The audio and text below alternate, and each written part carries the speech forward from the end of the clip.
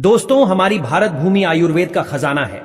आज भी हमारे घरों के आसपास में ऐसे पेड़ पौधे पाए जाते हैं जिसकी आपने कल्पना भी नहीं की होगी। और दोस्तों, इस पेड़ पौधे से प्राचीन समय के लोग स्वर्ण निर्माण करने की विधि जानते थे। आज भी पेड़ पौधे बहुत ही शक्तिशाली है, बहुत ही कारगर है। ये पेड़ पौधे आज भी उतना ही ज्यादा शक्तिशाली है जितना पहले हुआ करते थे, और ये आज भी उतना ही कारगर है जितना पहले हुआ करते थे। बस समय के चलते और दोस्तों ज्ञान के भाव में यह पेड़ पौधे केवल हमारे लिए खरपतवार और केवल घास खुश रह गए हैं। आज की इस वीडियो में मैं आप लोगों को ऐसा दिव्य चमत्कारी पौधे से परिचित कराने वाला हूं जिस पौधे की प्रशंसा बड़े बड़े आयुर्वेद के आयुर्वेदचारों ने की है, संत महात्माओं ने की है, और इसकी प्रशंसा हम स्वयं करते हैं। जिस पौधे के बारे में बताने जा रहा हूं, इस पौधे के रस से अब जो है चांदी निर्माण अपने घर में रहकर ही घर बैठे कर सकते हैं। साथ ही साथ इस पौधे के रस को एक ऐसी सामग्री बताऊंगा जिसमें मिलाने से वह तत्काल सोना बन जाते हैं। ध्यान से देखिए, ध्यान से सुनिए। मैं जो भी जानकारी बताऊंगा प्रामाणिक जानकारी बताऊंगा। समाज में आयुर्वेद की जानकारी को, पेड़ पौधे की जानकारी को पुनः फैलाना दोस्तों हम बहुत प्रयास कर रहे हैं। बहुत कठिन परिश्रम करें कि हमारे भारत भूमि में पेड़ पौधे की जानकारी, आयुर्वेद की जानकारी समाप्त ना हो। और दोस्तों, एक बात जान लीजिए, स्वर्ण निर्माण करने का कोई भी व्यक्ति आप लोगों को तरीका नहीं बताएंगे। हमारे भारत भूमि को सोने की चिड़िया क्यों कहा जाता था? प्राचीन समय से लेकर के अभी तक जितने भी संत महात्मा हुए, जितने भी अच्छे लोग हुए, उनके पास स्वर्ण निर्माण की कला थी। दोस्तों, आपने देखा होगा पहले के लोग खूब आभूषण से लदे होते थे। सोने का रथ होता था, सोने के हाथी होते थे, सोने के महल होते थे। अब इतना सोने के महल सब क्यों नष्ट हो रहे हैं? क्योंकि दोस्तों, प्राचीन समय जो सोना निर्माण की विद्या थी, वह जैसे अंग्रेज हमारे भारत भूमि में लोगों ने अपने ज्ञान को छिपा करके रखना शुरू कर दिया। आज भी चाहे तो बहुत सारे संत महात्मा हैं जो कि तत्काल सोना निर्माण करने में सक्षम है। आज मैं आप लोगों को जिस पौधे के बारे में बताने जा रहा हूं, इस पौधे का नाम है रद्धिवल्ली। इस पौधे का नाम है रद्धिवली। इसे हम कुनुरु के नाम से जानते हैं, कई जगह इसे बिंबी और इसे महाराष्ट्र में धोलाम के नाम से जानते हैं, जो कुनुरु का फल होता है। इसके बहुताई मात्रा में सब्जी बनाकर के खाते हैं। इसी का एक प्रजाति आता है जिससे स्वर्ण निर्माण होता है। आज के इस वीडियो में मैं आप लोगों को बहुत ही जानकारी, सटीक जानकारी विस्तार से बताऊंगा। देखिए, मैं आप लोगों को हर बार हर वीडियो में बोलता हूं, कोई भी जितने भी फल होते हैं, पेड़ पौधे होते हैं, झंडी बूटी होती है, कोई भी व्यर्थ नहीं है। संसार में हर एक चीज का अपना अलग महत्व होता है।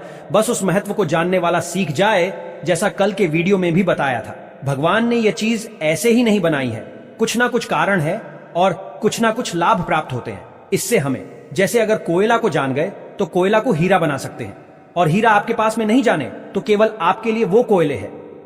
तो जानते हैं कि जो कुनरू है ये कहां कहां पाया जाता है? तो कुनरू संपूर्ण भारतवर्ष में पाया जाता है। भारतवर्ष में किसी भी राज्य से है, हर जगह पाए जाते हैं।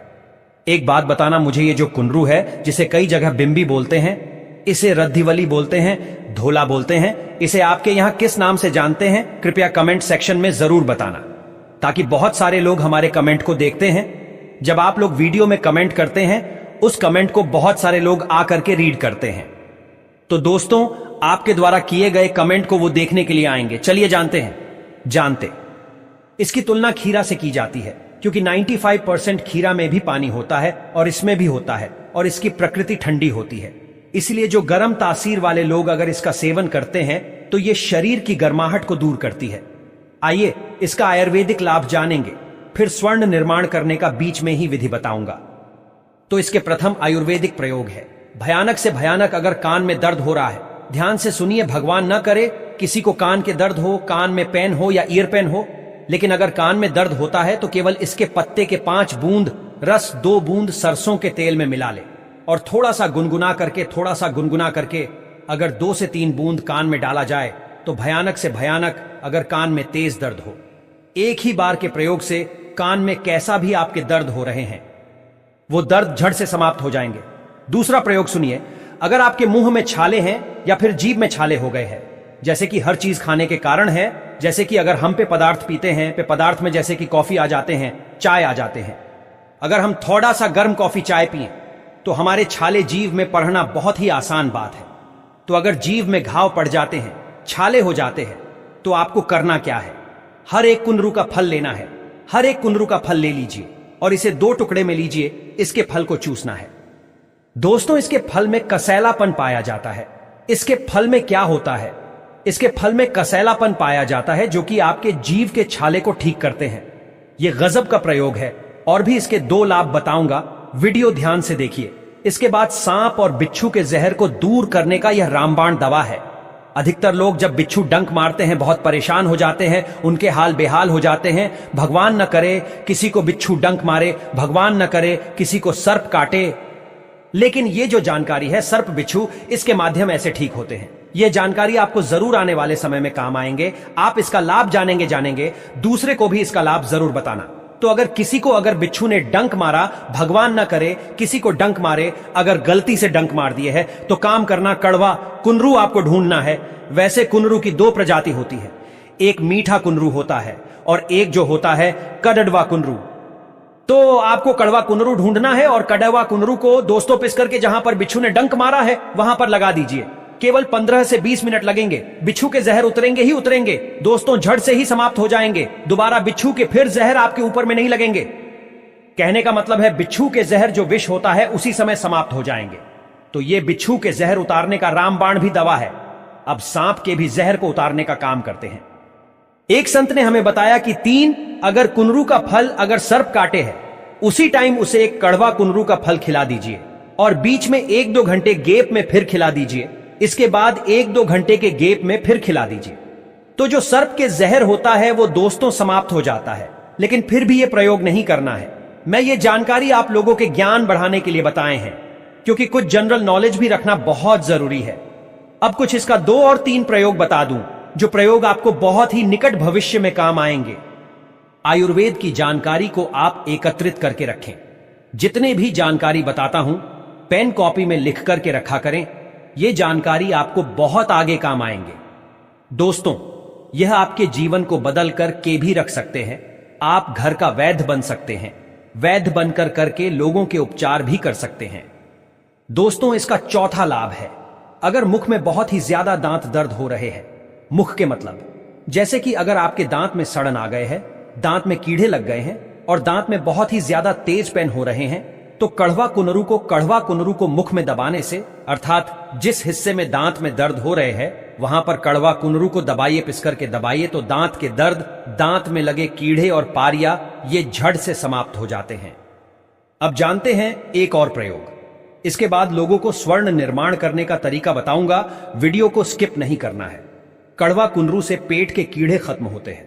बहुत से लोग पेट में दर्द से परेशान रहते हैं। छोटे बच्चे के साथ देखना पेट में कीड़े हो जाते हैं, इससे बहुत परेशान रहते हैं।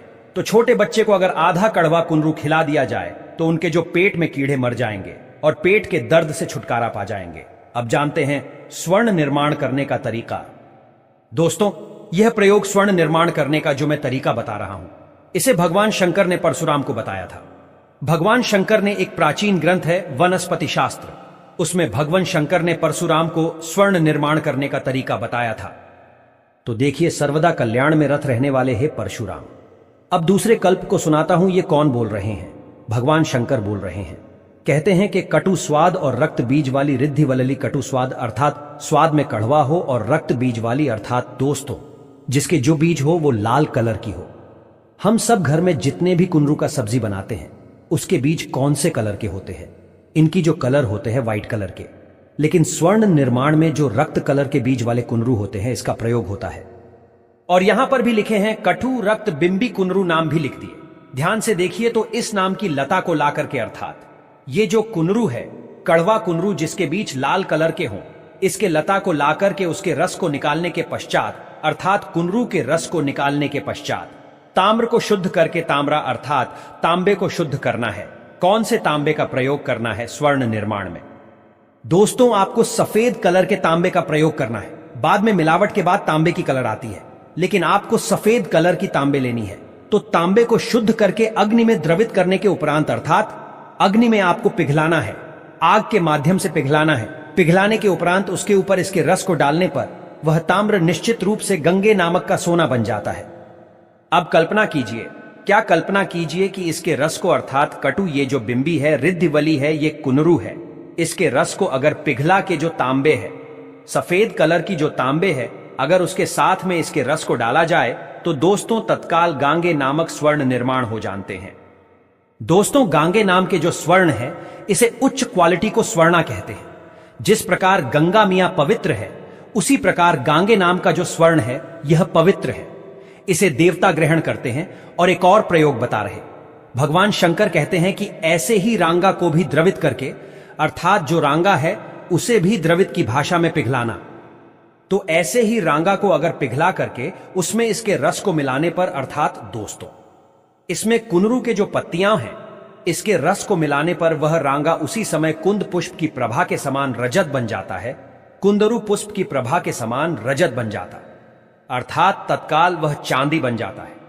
और यह भी ध्यान से देखिए, यदि उस रजत को इस औषधि के रस के साथ, अर्थात कुनरू के रस के साथ अगर उस चांदी को एक दिन तक खरल कर लिया जाए तो वह रजत वेधक हो जाता है। वेधक की मतलब अगर तांबे को उसमें डाले तो तांबे को अपने अंदर में ग्रहण कर लेगा, तो इसी प्रकार उसे वेधक बोलते हैं। लोहे को डाले तो लोहे को अपने अंदर में शोषित कर लेगा, उसे हम वेधक बोलते हैं। थोड़ा और ध्यान से देखिए, स्क्रीनशॉट उस कलक में से आधी रति को निकालकर, उस कलक में से आधी रति को निकालकर धातु मात्र को द्रवित करके अगर पिघला करके अगर उसमें डाला जाए, कोई भी आप ले रहे हैं, जैसे कि आप तांबे ले रहे हैं या फिर लोहा ले रहे हैं, किसी को भी डालेंगे तो उसमें तत्काल वह किरण बेदी हो जाएगा। किरण बेदी का मतलब होता है रश्मि किरण वेदी हो जाता है। जैसे किरण की जो प्रकाश है, भगवान सूर्य नारायण की जो प्रकाश है वो पीले कलर की होती है, बहुत चमकदार होती है, उसी प्रकार चमकदार बन जाएंगे। तो आप चाहें तो स्वर्ण निर्माण करने की विधि को अपना सकते हैं, लेकिन आपको ढूंढना है जो ये कड़वे कलर की रक्त बिंबी है, जो रिद्धिवल्ली है, ये जो कुनरू है, ये जंगल में आपको मिलेंगे। आपको घर बैठे नहीं मिलेंगे, ये आपको भीदड़ जंगल में प्राप्त होंगे। और इसे प्राप्त करके हमने जो विधि बताया है, भगवान शंकर ने परशुराम को जो तरीका बताया है, इस तरीके से आप घर बैठे सोना निर्माण कर सकेंगे। बहुत ही सरल आसान विधि है, लेकिन आपको जो कड़वे कलर की कुनरू है ये ढूंढना पड़ेगा, क्योंकि हमारे घरों में जितने भी हम सब्जी में प्रयोग करते हैं, कुनरू वो सफेद कलर का होता है। दोस्तों उनके बीज आपको रक्त कलर की बीज वाले कुनरू का प्रयोग करना है। हे मेरे महादेव, जो भी इस वीडियो को सच्चे दिल से लाइक करें, उसकी गरीब दरिद्रता परेशानी जन्मांतर का पितृदोष दूर कर देना। हर हर महादेव, जय शिव शंभू। दोस्तों आज की इस वीडियो में आप जो पौधा देख रहे हैं, ये डंठल वाला पौधा आपने पहले भी देखा होगा और इसे जानते भी होंगे, लेकिन इसके औषधीय गुणों से आप शायद परिचित नहीं होंगे। आज की इस वीडियो में हम इस पौधे के फायदों के बारे में बात करेंगे। इसमें बहुत सारे औषधीय गुण पाए जाते हैं। दोस्तों आपने इसे खेत खलिहान या खेत की मेढ़ों पर देखा होगा, और कई लोग इसे गार्डन में भी लगाते हैं, क्योंकि इसकी डंठल टाइप की बनावट होती है और पूरे पौधे में कांटे ही कांटे होते हैं। जी हाँ दोस्तों, आप इसे कहीं से भी तोड़ेंगे तो इसमें भरपूर मात्रा में दूध निकलता है। वैसे तो इस पौधे का नाम थूहर है और इसे थूहर के नाम से जाना जाता है। यह एक कैक्टस है जो नागफनी की प्रजाति का होता है। आयुर्वेद में इसे सेहर के नाम से भी जाना जाता है। आज हम इसी पौधे के औषधीय गुणों के बारे में विशेष रूप से चर्चा करेंगे कि किन किन बीमारियों में इसका प्रयोग किया जाता है, किस मात्रा में और कैसे करना चाहिए। तो दोस्तों सबसे पहली बात है कि आप इस पौधे को अच्छी तरह से पहचान गए हैं। इसमें पत्ते भी होते हैं, जो अभी हम आपको दिखाएंगे। पत्ते भी लगे होते हैं और कांटे भी होते हैं। दोस्तों सबसे ज्यादा इसका प्रयोग इसके दूध के लिए होता है। तो चलिए दोस्तों आगे बढ़ते हैं, वीडियो को स्किप न करें और पूरा देखें। अगर अच्छा लगे तो लाइक और सब्सक्राइब भी करें। अब हम इसके औषधीय गुणों के बारे में जान लेते हैं। सेहर का तना, दूध, पत्ती, फूल, फल और जड़ सभी आयुर्वेद में बहुत महत्वपूर्ण है। इसका उपयोग खासकर चर्म रोगों जैसे दाद, खाज, खुजली, एक्जिमा, सोराइसिस या फोड़े फूंसी के लिए बहुत लाभकारी है। यदि किसी को घाव हो, चाहे नया हो या पुराना, उसे भरने में भी यह बहुत प्रभावी है। पेट खराब होने या लूज मोशन के मामले में भी इसका उपयोग बहुत फायदेमंद होता है। थूअर का तेल बाजार में आसानी से मिल जाता है। इस तेल को अपने नीचे वाले हिस्से पर 10 से 15 मिनट पहले रगड़ने से मर्दानगी में सुधार होता है और इससे चेहरा भी गोरा होता है। सफेद बालों को काला करने और बालों के झड़ने की समस्या के लिए भी यह बेहतरीन औषधि है। चर्म रोगों और स्किन रोगों के लिए इसका उपयोग बहुत लाभकारी होता है। थूहर को तोड़कर इसका उपयोग करना चाहिए। इसको जब कहीं से काटेंगे तोड़ेंगे तो दूध निकलता है, भरपूर मात्रा में दूध निकलता है। तो क्या करें, आप कम से कम 100 ग्राम से 50 ग्राम इसका दूध निकालें और इसके बाद क्या करें, उसमें उतनी ही मात्रा में सरसों का तेल मिला दें और इसे धीमी आंच में पकाएं। तब तक दोस्तों आपको पकाना है जब उसका थूहर का दूध का पानी जो होता है वह जल जाए, तेल बचे, आप उस तेल को निकालकर छान लें और उसको जहां भी शरीर पर चर्म रोग हो, जैसे दांत खाज, खुजली, एक्जिमा और सोराइस या फोड़े फूसी किसी प्रकार का इन्फेक्शन हो, आप वहां पर लेप लगाए। सुबह शाम इस तरह से लगाइए दोस्तों, आपको स्किन को लेकर सारी जो समस्या है ना वह जड़ से खत्म हो जाती है। थोहर का दूध और सरसों का तेल धीमी आंच में पका करके और उसको ठंडा करके आपको इसको प्रयोग करना है। और दोस्तों इसी तरह आप किसी को अगर घाव हो गया है, जैसे पुराना घाव हो या नया घाव हो, तो घाव को भरने के लिए, घाव को सही करने के लिए, सूजन मिटाने के लिए, दर्द को सही करने के लिए उस तेल का आप प्रयोग कर सकते हैं। तो उसमें भी बहुत अच्छा आपको आराम मिलेगा, बहुत जल्दी आराम मिलेगा। 5 से 6 दिन आप कंटिन्यू लगाइए, आपका जो घाव है वह जल्दी से जल्दी भर जाता है। तो चलिए दोस्तों अगले फायदे की बात हम कर लेते हैं। अगर पेट में कीड़े हो जाए, खास करके बच्चों को बहुत ज्यादा पेट में कीड़े होने के चांस रहते हैं, तो दोस्तों पेट में कीड़े हो जाए ना, तो इसके लिए बहुत ही अच्छा है, थूहर का दूध निकाल ले, कम से कम 1 चम्मच, और इसके बाद उसमें क्या करना है, हींग मिलाए। हींग मिलाकर दोनों का अच्छी तरह से पेस्ट बना करके बच्चे के जहां अगर नाभि है ना, नाभि के चारों साइड उस पेस्ट जो बनाए हैं ना आप थूहर और हींग का, वह चारों साइड लगाए दोस्तों।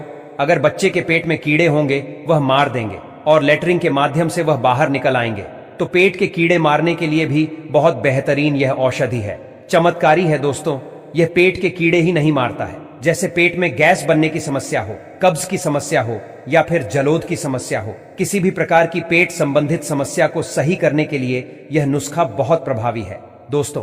अगर हम बाल झड़ने या असमय सफेद होने की समस्या की बात करें तो इसके कई कारण हो सकते हैं, जैसे प्रदूषण और खराब खान पान।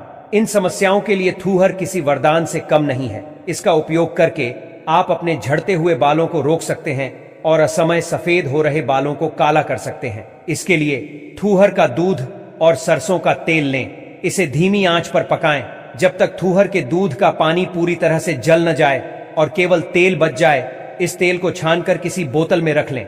रात में सोते समय इस तेल से अपने सिर पर हल्के हाथों से मालिश करें। इस प्रक्रिया को लगातार 10 से 15 दिन तक करने से आपको लाभ दिखने लगेगा। बाल उगाने, झड़ते हुए बालों को रोकने, असमय सफेद होने से रोकने और बालों से जुड़ी किसी भी समस्या के लिए यह नुस्खा बहुत ही बेहतरीन है दोस्तों।